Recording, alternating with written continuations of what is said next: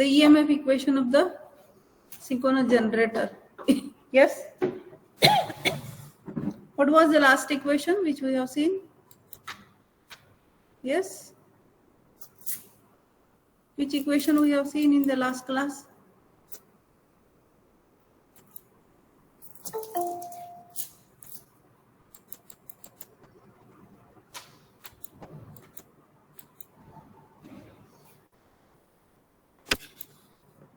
Can you tell me which equation we have seen in the last class? I think this was the equation which we have seen in the last class.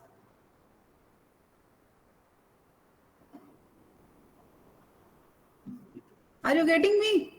Yes, ma'am. Then you are not responding. We have seen EMF equation for the synchronous generator, and the equation was the RMS value of the induced EMF per phase is given by 4.445 F into TP. So what is phi? So what is phi? Tell me what is phi? This equation I have explained you in the class, na?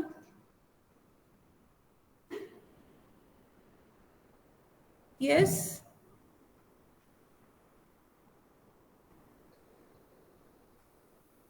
What do you understand by this phi in this equation? What is phi here?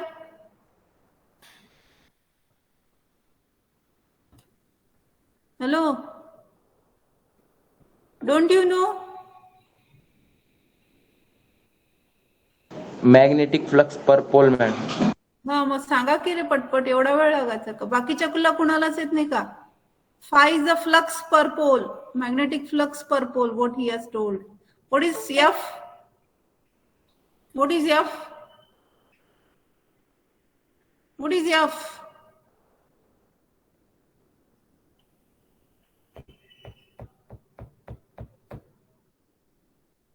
Frequency. Frequency.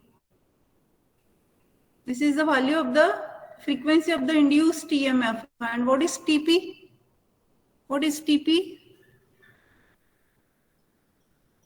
What is TP? TP is the number of turns in series per phase. Turns per phase we can say. So this is the equation for the induced EMF in case of the synchronous generator. And this is nothing but RMS value of the induced EMF per phase. As here we are considering the three-phase generator, we have to write down the equation as, or the voltage as voltage per phase. The synchronous generator, in case of synchronous generator, the armature winding is always connected in star. You have to remember it. Remember that in case of synchronous generator as well as in case of synchronous motor also, the armature winding is always connected in star. So we are getting the voltage per phase, induced EMF as the value of the induced EMF per phase, and then we are getting the line voltage. If we are multiplying this voltage by √3, we are getting the line value of the induced EMF. Now this is the equation for the induced EMF when we are considering that the winding is a full pitch winding. आता full pitch म्हणजे काय? Full pitch winding चा मी थोडं explain केलं का तुम्हाला मागच्या वेळेस मागच्या क्लासमध्ये? Full pitch winding म्हणजे काय एक्सप्लेन केलं? Full pitch winding, what do you understand by full pitch winding? So what do you understand by concentrated type of the winding? Yes, the transformer winding is इथे वरती मी एक figure काढली आहे बघा छोटीशी. Transformer winding is always a concentrated type of the winding. Concentrated म्हणजे काय असतं? एकाच जागी आपण एकाच कोअर वरती वाइंडिंग अशी ठेवतो, त्या टाइप वाइंडिंगला आपण काय म्हणतो? Concentrated type of the winding. एकाच ठिकाणी असते, थोडक्यात एकाच ऍक्सिस वर असते. This winding is on a single axis. त्या वाइंडिंगला आपण काय म्हणतो? Concentrated winding. पण आपण जी सिंक्रोनस मोटर, सिंक्रोनस जनरेटर किंवा इंडक्शन मोटर पण समजा, सगळ्याच एसी मशीन्स मध्ये आपण जी वाइंडिंग यूज करतो ना, ती एकाच जागी ठेवत नाही. आपण काय करतो? ती वाइंडिंग पूर्ण पेरिफेरीवर ठेवतो. हे जे तुमचं स्टेटर आहे, या स्टेटरवर पूर्ण राऊंड मध्ये म्हणजे पूर्ण पेरिफेरीवर आपण वाइंडिंग ठेवतो है ना. ह्या डिफरंट स्लॉट्स मध्ये आपण डिस्ट्रीब्यूट करतो वाइंडिंगला. तर ह्या वाइंडिंगला काय म्हणतात? डिस्ट्रीब्युटेड वाइंडिंग म्हणतात. AC winding is always a distributed winding. जी वाइंडिंग आपण मोटर्स मध्ये किंवा जनरेटर मध्ये वापरतो ती वाइंडिंग नेहमी डिस्ट्रीब्युटेड वाइंडिंग असते. ती एकाच जागी ठेवलेली नसते, म्हणजे एकाच ऍक्सिसवर येत नाही. समजा इथे तुमचा एन पोल आहे आणि एस पोल आहे हे ह्या ऍक्सिसवर, पण ह्या ऍक्सिसवर आपण पूर्ण वाइंडिंग ठेवत नाही. ही वाइंडिंग आपण अशी डिस्ट्रीब्यूट करतो थ्रू द पेरिफेरी. तर त्या वाइंडिंगला आपण डिस्ट्रीब्युटेड वाइंडिंग म्हणतो. तर त्या डिस्ट्रीब्युटेड वाइंडिंग मुळे काय होतं, ईएमएफ इंड्युस्ड ईएमएफ मध्ये काय डिफरन्स येतो दॅट विल सी. पण आता हे जे इक्वेशन आपण पाहिलंय ना, हे 4.445 टीपी, हे सेम इक्वेशन आपण कुठे पाहिलं अजून एकदा? ह्याच्या आधी आपण हे इक्वेशन कुठे पाहिलं? सेम इक्वेशन कुठे पाहिलं? कुठे पाहिलं तुम्हाला माहित नाही? हे इक्वेशन अजून कुठे पाहिलं आपण? अजून कुठे यूज करतो आपण हे इक्वेशन?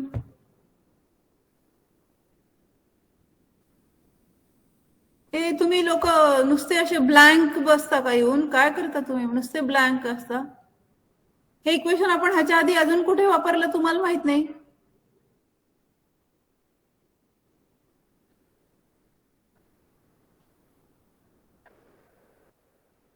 बोला ना, तुम्ही लोक बोलला नाही तर मग कसं मी ट्रान्सफॉर्मर मध्ये मॅडम. मग एवढा वेळ लागतो का ट्रान्सफॉर्मर मध्ये सांगायला तुम्हाला? माझ्याकडनं इकडे प्रश्न आलेला उत्तर यायला पाहिजे. किती सोपं प्रश्न होता. हे सेम इक्वेशन आपण कमेंट करत आहोत मॅडम.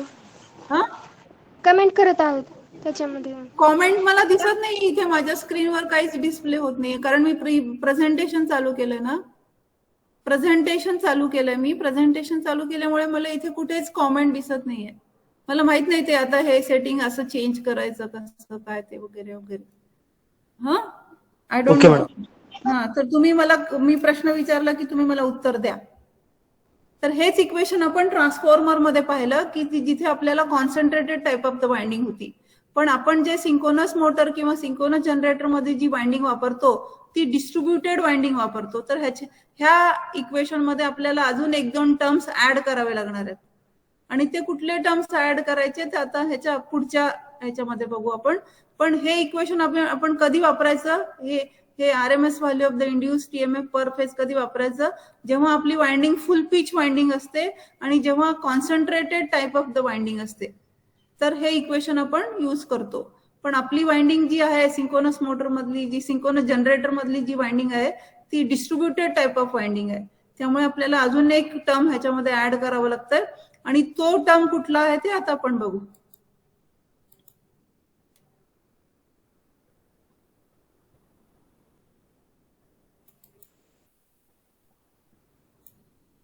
आता हे मी काल तुम्हाला ह्याच्या आधीच्या क्लासमध्ये एक्सप्लेन केलं होतं ना. हे कंडक्टर्स आहेत, हे वाइंडिंगचे 2 कंडक्टर्स आहेत. हे कंडक्टर्स किती डिस्टन्सवर ठेवलेत आपण? ह्या 2 कंडक्टर मध्ये किती डिस्टन्स आहे? काय म्हणायचं त्याला? These 2 conductors are separated from each other by, काय म्हणायचं? किती डिस्टन्स आहे? 180 डिग्री फेज शिफ्ट. हा, equal to 180 degree phase shift. हा, 180 डिग्री फेज शिफ्ट, किंवा त्याला आपण म्हणतो पोल पिच. 180 डिग्री जे आहे त्याला आपण काय म्हणतो? Pole pitch. म्हणजे these 2 conductors are separated from each other by 1 pole pitch. 1 pole pitch म्हणजे 180 डिग्रीज, राईट? तर जेव्हा हे 180 डिग्री फेज डिफरन्स असतो किंवा 180 डिग्री अँगल असतो ह्या 2 कंडक्टर्स मध्ये, त्या टाइपच्या वाइंडिंगला आपण काय म्हणतो? फुल पिच वाइंडिंग म्हणतो. म्हणजे हे जे 2 कंडक्टर्स आहेत हे 180 डिग्रीनी जेव्हा सेपरेट होतात एकमेकापासून तर त्याला आपण फुल पिच वाइंडिंग म्हणतो. आणि हे 2 कंडक्टर्स मिळून आपला हा एक 1 टर्न तयार झालाय. हे वरचे जे वायर्स दिसतात तुम्हाला ह्याला म्हणायचं एंड कनेक्शन. या एंड कनेक्शन मध्ये ईएमएफ इंड्यूस होत नाही. ईएमएफ कुठे इंड्यूस होते? हा जो व्हर्टिकल पोर्शन आहे कंडक्टरचा ह्याला ऍक्टिव्ह लेंथ म्हणतात. Active length of the conductor, ह्या ऍक्टिव्ह लेंथ ऑफ कंडक्टर मध्येच फक्त ईएमएफ इंड्यूस होतो. आणि हे एंड कनेक्शन कशासाठी दिलेत आपण? तर हे सर्किट कंप्लीट करण्यासाठी, हे 2 कंडक्टर्सला जॉईन करण्यासाठी हे एंड कनेक्शन्स आहेत. तर हे एंड कनेक्शन्स मध्ये ईएमएफ इंड्यूस होत नाही, फक्त ह्या ऍक्टिव्ह लेंथ ऑफ कंडक्टर मध्येच ईएमएफ इंड्यूस होतो. आणि जर हा जो ऍक्टिव्ह लेंथ ऑफ कंडक्टर आहे हेच आपण काय करतो? स्लॉट्स मध्ये ठेवतो. ही एवढी जी लेंथ आहे कंडक्टरची ह्याला आपण स्लॉट्स मध्ये ठेवतो. आणि हा जो पोर्शन आहे एंड कनेक्शन हा बाहेर असतो. ह्या स्लॉटच्या बाहेर असतो. बाहेरून तुम्ही बघितलं असाल वाइंडिंग मध्ये आपल्याला बाहेरून असे वायर्स दिसतात आणि ते बाहेरून जे वायर्स आपल्याला दिसतात ते एंड कनेक्शन्स असतात. आता हा झाला वन टर्न, ह्याला म्हणायचं one turn. 2 conductors are making one turn. असे आपण बरेच टर्न्स इथे घेतलेत है ना. This is a multi turn coil, ह्याला म्हणायचं कॉइल. ह्याच्यामध्ये एकापेक्षा जास्त टर्न्स आहेत. So these 3 turns are making a coil. पण हे सगळे कसे आहेत, वन पोल पिच अपार्ट आहेत. ह्या पोल पिचला अजून एक वर्ड आहे कॉइल स्पॅन. कॉइल स्पॅन म्हणजे 2 कॉइल्स मधला डिस्टन्स. हे जे आपण ह्याला एक जेव्हा कॉइल म्हणतो तर ह्या एका बंडलला आपण वन कॉइल साइड म्हणतो, ह्या दुसऱ्या बंडलला आपण दुसरी कॉइल साइड म्हणतो. हे जे 2 कॉइल साइड्स आहेत त्या 2 कॉइल साइड्स मधला डिस्टन्स म्हणजे त्याला कॉइल स्पॅन म्हणतात. Coil span is equal to pole pitch असेल तर त्याला काय म्हणायचं, full pitch winding. Coil span म्हणजे 2 कॉइल्स मधला डिस्टन्स. ह्या 2 कॉइल्स मधला डिस्टन्स जर पोल पिचच्या एवढा असेल, पोल पिचच्या एवढा असेल म्हणजे 180 डिग्री असेल तर त्याला आपण काय म्हणायचं, फुल पिच वाइंडिंग. आणि हा जर डिस्टन्स 180 डिग्री पेक्षा कमी असेल तर त्याला आपण म्हणतो शॉर्ट पिच वाइंडिंग. ते शॉर्ट पिच वाइंडिंग आता ह्याच्यानंतर आपण बघू. तर आता असे कॉइल्स आपण जेव्हा एकमेकाला कनेक्ट करतो त्याला आपण काय म्हणतो, winding.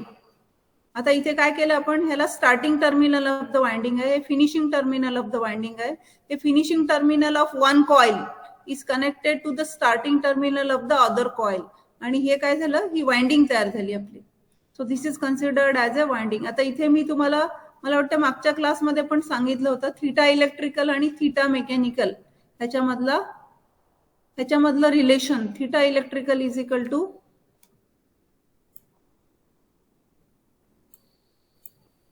theta electrical is equal to P/2 times theta mechanical, right? हे परत एक्सप्लेन करायची गरज आहे का, थीटा इलेक्ट्रिकल आणि थीटा मेकॅनिकल मध्ये हे जे रिलेशन आले ते? हे आपण हे जे थीटा इलेक्ट्रिकल म्हणजे इलेक्ट्रिकल अँगल आहे आणि theta mechanical means it is a mechanical angle. Mechanical angle means it is actual angle. आता समजा हे 4 पोल्स आहेत तर हे एन पोलचं सेंटर आणि एस पोलचं सेंटर ह्याच्यामधला अँगल किती आहे म्हणजे तुम्ही काय सांगणार, 90 डिग्री आहे ना. एन पोलचा सेंटर आणि एस पोलचा सेंटर हे दोन्ही कसं आहे, आता हे जर आपण जॉईन केलं तर अँगल किती तयार होतो, 90 डिग्री अँगल तयार होतो. पण तो जो 90 डिग्री अँगल आहे तो मेकॅनिकल अँगल आहे. That is a mechanical angle. Electrical angle किती होतो तर 180 डिग्री होतो.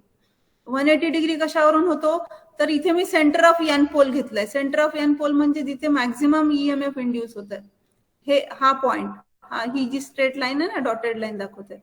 आणि एस पोलचा सेंटर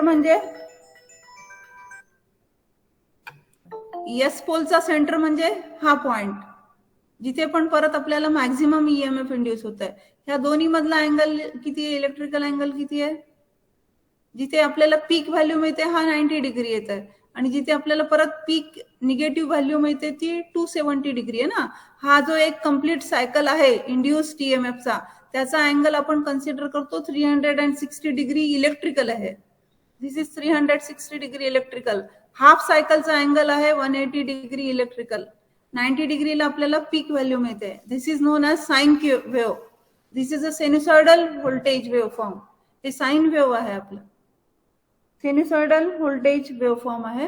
आणि हे साइन वेव्ह असल्यामुळे आता इथे 90 डिग्री आणि 270 डिग्री हे जर आपण पीक दोन्हीचे धरले तर ह्याच्यामधला अँगल किती येतो, 180 डिग्री येतो. म्हणजे हा इलेक्ट्रिकल अँगल आहे, 180 degree electrical angle. And mechanical angle will be equal to 90 degree. आता इथे मी मेकॅनिकल अँगलची व्हॅल्यू 90 डिग्री ठेवली. पोल्स किती आहेत माझ्याकडे, 4 आहेत. 4 डिवायडेड बाय 2 इंटू 90 म्हणजे 180 डिग्री झालं. 180 डिग्री इलेक्ट्रिकल. म्हणजे हे आपलं रिलेशन आहे. Theta electrical is equal to P/2 times theta mechanical. So this equation you have to remember, और this relation between mechanical angle and the electrical angle you should know, right. ह्याला आपण हे कशावरून ठरवलंय आपण, हा जेव्हा कंडक्टर एका पोलच्या खाली पास होतो, एका पोलचं जे काही पिच आहे हे एका पोलचं पिच आहे ना. इथून जे डॉटेड लाईन दिसते तुम्हाला, ही डॉटेड लाईन आणि हे डॉटेड लाईन, हे एका पोलचं पिच आहे. तर हा कंडक्टर एका पोलच्या पिच वरून जर जेव्हा मूव्ह करतो किंवा रोटेट होतो तेव्हा आपल्याला काय होतं, 1 cycle of the induced EMF मिळतं. सॉरी, म्हणजे हे half cycle of the induced EMF येत आहे. हे half cycle of the induced ईएमएफचा अँगल किती आहे? 180 डिग्री इलेक्ट्रिकल आहे. त्याची पीक व्हॅल्यू कुठे मिळते आपल्याला? 90 डिग्रीला मिळते. हे साइन वेव्ह आहे. आपण याला कसा लिहितो? The induced EMF is written as V is equal to small v is equal to Vm sin of omega t. Omega t ची व्हॅल्यू आपण चेंज करत राहतो आणि ओमेगा टी ची व्हॅल्यू जसं चेंज करतो, 0 ओमेगा टी असेल तर induced EMF 0, omega t is equal to 90 degree असेल तर साइन 90 इज इक्वल टू 1, म्हणजे आपल्याला व्हीएम मिळत आहे, maximum value of the induced EMF. आणि 180 डिग्रीला परत 0. So this is the sinusoidal waveform or sine wave of the generated voltage when the conductor is passing through the different poles. आता आपण पुढचं बघू.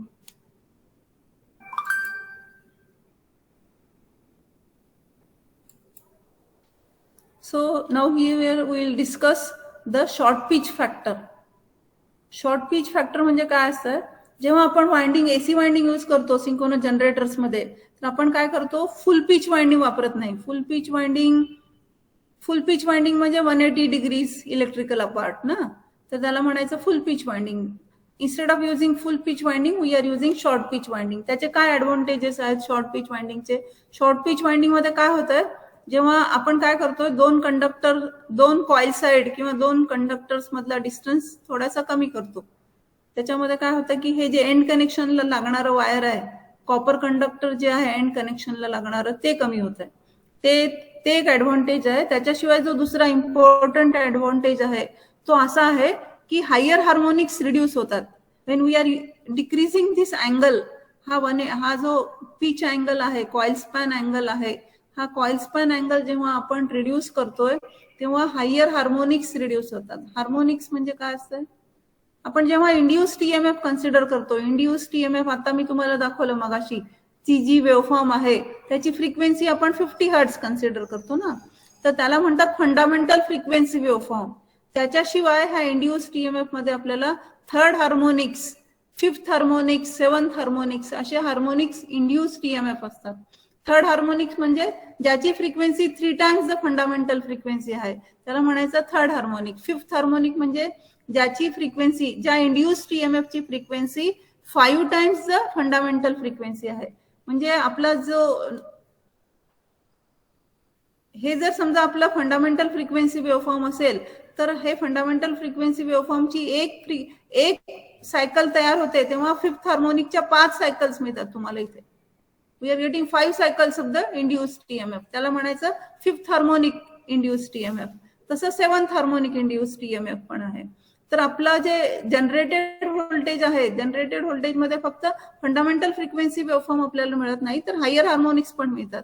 आणि ते जे हायर हार्मोनिक्स असतात दोज ऑफ नो यूज, पण ते इंड्यूस होतात आणि that will be causing a what we can say that, त्याच्यामुळे हीट जनरेट होते आणि त्याच्यामुळे आपली जी जनरेटेड व्होल्टेजची जी क्वालिटी आहे, ती जनरेटेड व्होल्टेजची क्वालिटी पण खराब होते. त्यामुळे आपल्याला काय करायचं असतं, ते जे हायर हार्मोनिक्स आहेत, फिफ्थ हार्मोनिक, सेव्हन्थ हार्मोनिक, हे 2 हार्मोनिक्स थोडे जास्त डॉमिनेटिंग असतात आणि त्यांची मॅग्निट्यूड जास्त असते. तर ते जे दोन्ही हार्मोनिक्स आहेत ते दोन्ही हार्मोनिक्स आपल्याला रिड्यूस करायचे असतात. आणि त्यांना रिड्यूस करण्यासाठी म्हणून आपण काय करतो, शॉर्ट पिच वाइंडिंग यूज करतो. In case of synchronous generator we are using the short pitch winding. आता जेव्हा यूज करतोय त्यामुळे आपले काय होतात, हायर हार्मोनिक्स रिड्यूस होतात आणि हे जे कंडक्टर, हे जे एंड कनेक्शन साठी लागणारं कॉपर कंडक्टर आहे ते पण रिड्यूस होत आहे. पण त्याचबरोबर अजून एक डिसएडव्हान्टेज काय आहे, तर आपण जेव्हा हे शॉर्ट पिच वाइंडिंग यूज करतो, कंडक्टर मध्ये जो ईएमएफ इंड्यूस होतोय तो आपण इथे मेजर करणार. हे ना, हे 2 एंड टर्मिनल जे बाहेर काढलेत आपण इथे मेजर करणार. तर इथे जेव्हा आपण हे एंड टर्मिनल्स मध्ये जे इंड्युस्ड ईएमएफ मेजर करतो, तो इंड्युस्ड ईएमएफ जो असतो तो थोडासा कमी होतो. The induced EMF in the conductors is getting reduced. एक 2% म्हणा किंवा 2.5% वगैरे तो कमी होतो. तर ती जी मॅग्निट्यूड आहे, म्हणजे आपला इंड्युस्ड ईएमएफ किती व्हॅल्यूनी कमी झालाय तो आपल्याला कॅल्क्युलेट करावा लागतो. आणि तो कॅल्क्युलेट करण्यासाठी आपल्याला हे शॉर्ट पिच फॅक्टर कॅल्क्युलेट करावं लागतंय. आणि या शॉर्ट पिच फॅक्टरला आपण काय म्हणतो, वाइंडिंग फॅक्टर्स म्हणतो. ह्या शॉर्ट पिच फॅक्टरला आपण काय म्हणतो, वाइंडिंग फॅक्टर. आपल्याकडे 2 वाइंडिंग फॅक्टर्स आहेत, म्हणून मी इथे वाइंडिंग फॅक्टर्स लिहिलेत. आणि त्याच्यामध्ये पहिला वाइंडिंग फॅक्टर आहे शॉर्ट पिच फॅक्टर. ह्या शॉर्ट पिच फॅक्टरला अजून एक नाव आहे coil span factor. This short pitch factor is also non as coil span factor. Coil span अर्थ कळतो ना तुम्हाला, कॉइल हे कॉइल्स आहेत, म्हणजे हे 2 कॉइल साइड्स आहेत आणि ह्याच्यामधला स्पॅन म्हणजे ह्याच्यामधला डिस्टन्स तो आपण थोडासा कमी केलाय, तर त्याला आपण म्हणतो शॉर्ट पिच वाइंडिंग. आणि त्याला म्हणतो आपण कॉइल स्पॅन फॅक्टर. ह्याच्यामुळे काय होतंय, शॉर्ट पिच वाइंडिंग मध्ये काय होतंय की थोडासा इंड्यूस टीएमएफ कमी होतो. आपण जे ह्या 2 टर्मिनल्स मध्ये आपण जे ईएमएफ मेजर करणार आहोत, तो इंड्यूस टीएमएफ किंवा तो जो जनरेटेड व्होल्टेज आहे तो थोडासा कमी होणार. तर तो कितीनी कमी झालाय हे कॅल्क्युलेट करण्यासाठी आपल्याला हे शॉर्ट पिच फॅक्टरची व्हॅल्यू कॅल्क्युलेट करावी लागते. We have to calculate the value of this short pitch factor. आता आपण जे फुल पिच वाइंडिंग जे कन्सिडर केलं, फुल पिच वाइंडिंग म्हणजे 2 कॉइल साइड मधला डिस्टन्स 180 डिग्री असेल तर त्याला म्हणायचं फुल पिच वाइंडिंग. एक कॉइल साइड आपण काय केलं, एन पोल खाली ठेवली आहे, दुसरी कॉइल साइड आपण एस पोल खाली ठेवली आहे, त्यामुळे the angle between them is 180 degree electrical. आता हे 180 डिग्रीज इलेक्ट्रिकल हा जेव्हा स्पॅन होतो, समजा कॉइल साइड 1 मध्ये ईएमएफ इंड्यूस झालाय, तो इंड्यूस टीएमएफ ची व्हॅल्यू काय आहे,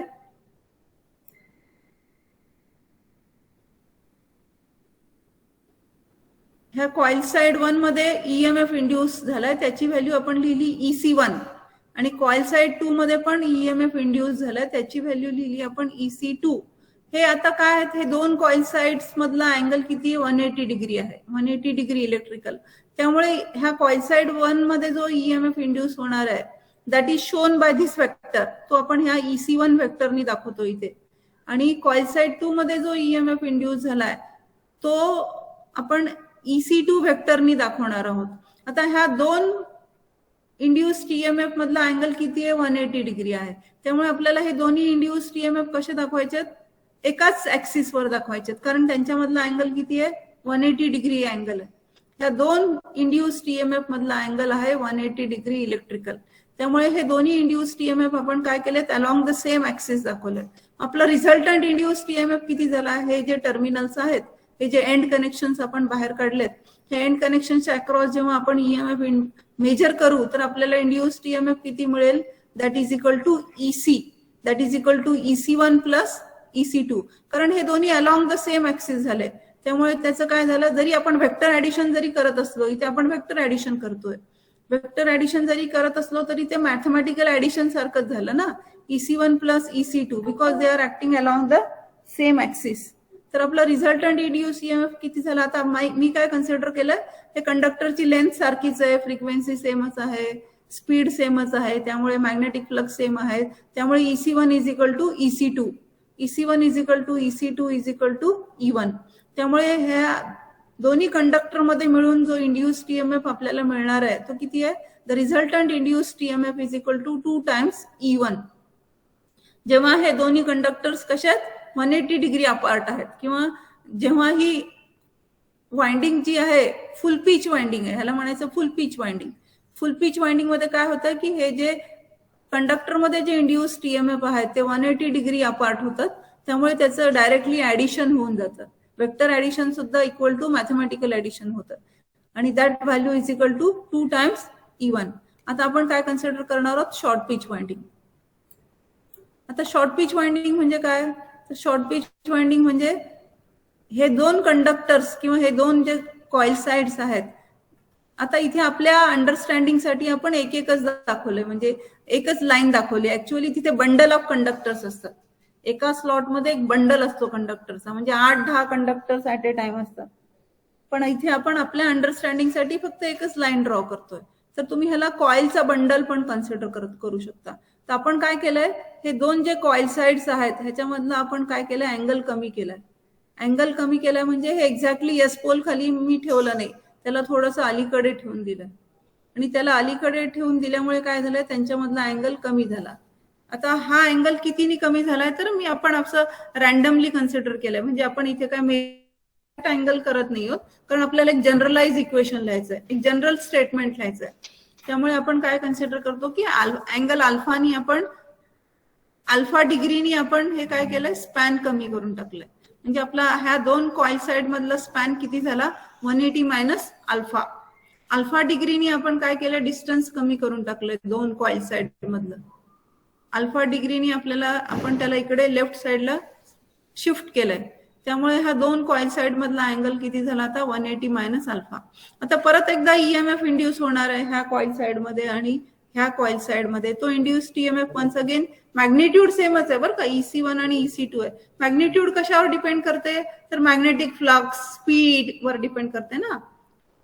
आपण जे इक्वेशन लिहिलंय 4.445F, टी ची व्हॅल्यू 1 झाली इथे, number of turns per phase is equal to 1.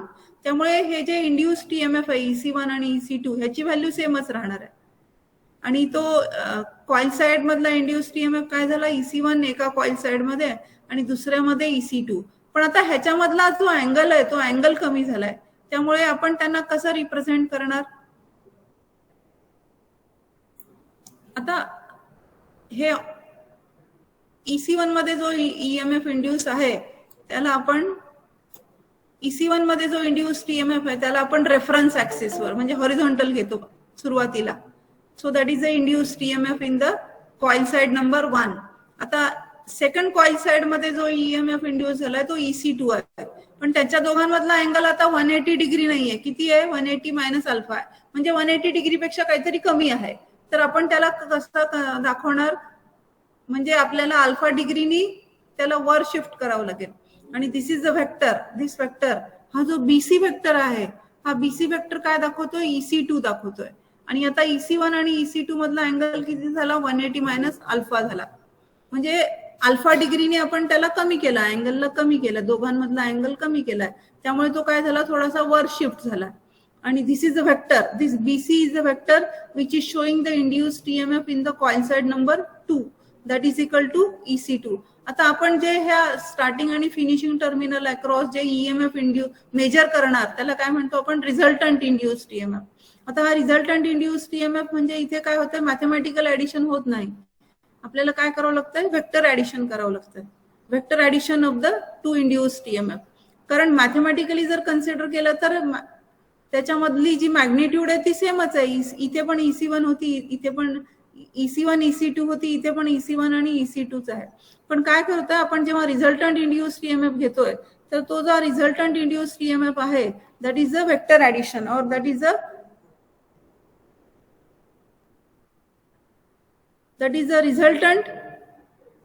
Resultant induce EMF आहे.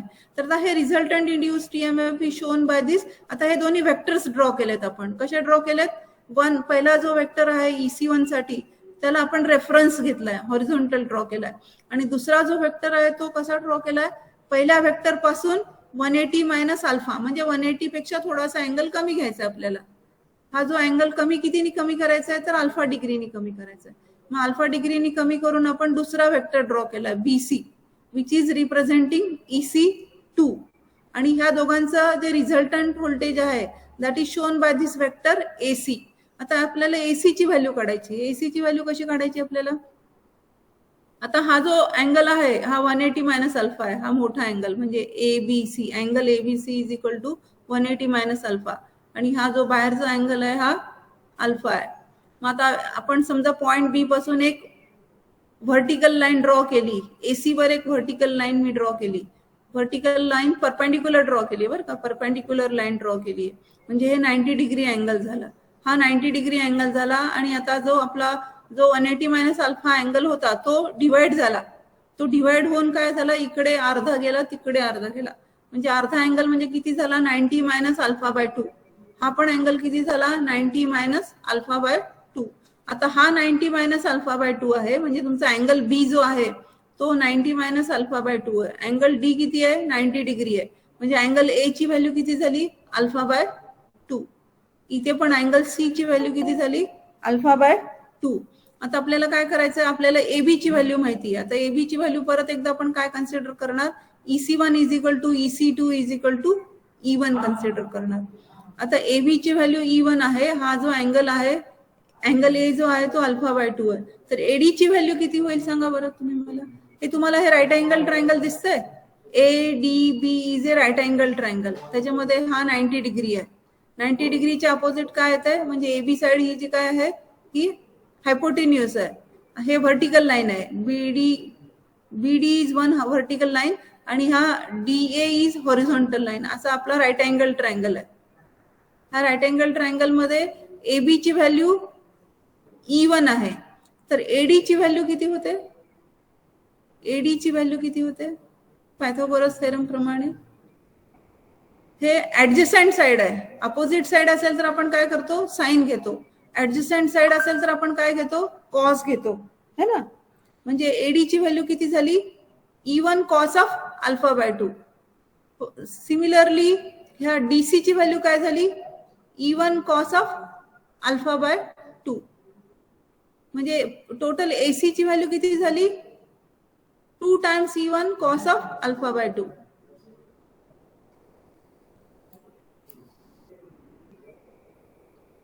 हे मी इथे ट्रायंगल काढलाय बघा तुमच्या अंडरस्टँडिंग साठी. हा असा ADB तयार झाला. हा असा ADB, हा जो ट्रायंगल आहे ना ADB, हा इथे तयार झाला. ह्याच्यामधला हा अँगल आहे राईट अँगल ट्रायंगल. हा जो आहे अँगल B जो आहे 90 मायनस अल्फा बाय 2 आहे, है ना.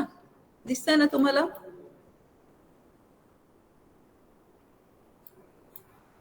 हा 90 मायनस अल्फा बाय 2 आहे. त्यामुळे हा अँगल A जो आहे तो अल्फा बाय 2 आहे. AB ची व्हॅल्यू किती आहे? EC1 म्हणा किंवा E1 म्हणा. तर AD ची व्हॅल्यू किती होते? EC1 cos of alpha by 2 किंवा E1 cos of alpha by 2. AD ची व्हॅल्यू आहे EC1 cos of alpha by 2. CD ची व्हॅल्यू पण तशीच EC2 cos of alpha by 2. आता EC1 is equal to EC2 is equal to आपण E1च लिहितो. त्यामुळे हे किती झालं? ह्याचं जर आपण मी ऍडिशन केलं, ह्या दोन्हीचं ऍडिशन केलं, that is equal to AC ची व्हॅल्यू आली. AC is equal to AD plus DC. तर ती व्हॅल्यू किती झाली माझी? 2 टाइम्स E1 लिहितोय आपण. 2 times E1 cos of alpha by 2, right. तर ही झाली AC ची व्हॅल्यू. आता आपण इथे काय कॅल्क्युलेट करायचं? आपल्याला शॉर्ट पिच फॅक्टर कॅल्क्युलेट करायचा किंवा कॉइल स्पॅन फॅक्टर कॅल्क्युलेट करायचं. त्या कॉइल स्पॅन फॅक्टरची काय डेफिनेशन आहे? कॉइल स्पॅन फॅक्टर और the short pitch factor is defined as vector sum of the voltages of the two coils divided by arithmetic sum. म्हणजे हे आपल्याला रिझल्टंट व्होल्टेज किती मिळत आहे ते झालं त्याचं वेक्टर सम झालं. आणि अर्थमॅटिक सम काय झालं? EC1 प्लस EC2 हे झालं अर्थमॅटिक सम. ह्याचा जो काही रेशो आहे त्याला म्हणायचं कॉइल स्पॅन फॅक्टर किंवा शॉर्ट पिच फॅक्टर. म्हणजे हे जे वेक्टर ऍडिशन आहे, this vector addition is always less than the arithmetic addition, right. आणि हा जो रेशो आहे ह्याला म्हणायचं शॉर्ट पिच फॅक्टर किंवा that is known as the coil span factor. तर मग आता आपण वेक्टर सम किती झालाय आपला? 2E1 cos of alpha by 2 आणि त्यांचा अर्थमॅटिक सम किती झालाय? 2E1. मग हे जर कॅन्सल झालं तर शॉर्ट पिच फॅक्टरची व्हॅल्यू किती झाली? Short pitch factor is equal to, इथे लिहिलं मी, KC is equal to cos of alpha by 2. So this is considered as a short pitch factor. या शॉर्ट पिच फॅक्टरमुळे काय झालं तर तो आपला इंड्यूस TMF, हा रिझल्टंट इंड्यूस TMF जो आपण इथे मेजर करतोय या दोन कंडक्टर्सच्या एंड मध्ये, तो रिझल्टंट इंड्यूस TMF कमी झाला. कितीनी कमी झाला? इथे जर मी मेजर केलं असतं तर किती झाला असता? तो ट्वाइस E1 आला असता. इथे हे दोन कंडक्टर्स मध्ये, ह्या दोन एंड मध्ये तो किती झाला? 2E1 आला असता. इथे जेव्हा मी त्याला मेजर केला तर तो किती आला? 2E1 cos of alpha by 2. तर तो कितीनी कमी झाला? कितीनी कमी झालाय? तर कॉस ऑफ अल्फा बाय 2 नी कमी झालाय. त्या कॉस ऑफ अल्फा बाय 2 ची व्हॅल्यू जवळपास 0.97 वगैरे येते. 0.97 म्हणजे कितीनी कमी झाला? 3% कमी झाला तुमचा इंड्यूस TMF. आणि तो कसा कॅल्क्युलेट करायचा असतो आपल्याला? KC is equal to cos of alpha by 2. Alpha म्हणजे काय? अल्फा म्हणजे angle by which your winding is short pitched. आपण किती अँगलनी वाइंडिंगला शॉर्ट करतो तो अँगल म्हणजे अल्फा. आणि त्याच्यावरून आपल्याला हे शॉर्ट पिच फॅक्टर कॅल्क्युलेट करायचं असतं. So the short pitch factor is given by KC is equal to cos of alpha by 2. आणि ह्या शॉर्ट पिच वाइंडिंग मुळे काय होतं तर इंड्यूस TMF ची व्हॅल्यू कमी होते. कितीनी कमी होते? तर that is equal to cos of alpha by 2, right. तर मला वाटतंय आज आपलं झालंय बरंच, 12:50 झालेत, है ना. तुम्हाला परत पुढचा क्लास पण असेल. ह्याच्याबरोबर आपलं अजून एक वाइंडिंग फॅक्टर आहे, that is known as distributed winding. म्हणजे आपण जेव्हा वाइंडिंग डिस्ट्रीब्युटेड कन्सिडर करतोय त्याच्यामुळे पण आपली वाइंडिंग मधला जो इंड्युस्ड ईएमएफ तो कमी होतो. कॉन्सन्ट्रेटेड वाइंडिंग पेक्षा डिस्ट्रीब्युटेड वाइंडिंग मध्ये इंड्युस्ड ईएमएफ कमी होतो. आणि तो कमी झालेला इंड्युस्ड ईएमएफ कसा कॅल्क्युलेट करायचा, तर आपल्याला त्याच्यासाठी डिस्ट्रीब्युशन फॅक्टरची व्हॅल्यू कॅल्क्युलेट करावी लागते. आणि ते डिस्ट्रीब्युशन फॅक्टरचं कसं कॅल्क्युलेशन, त्याचं काय फॉर्म्युला आहे, तो फॉर्म्युला कसा मिळाला आपल्याला, so that we have to see, right. So I think that will have it in the tomorrow's class. हे केलंय म्हणजे आता जे मी तुम्हाला एक्सप्लेन केलंय हे नोट्स मी तुम्हाला पाठवून देईन. मी तुमची अटेंडन्स घेते.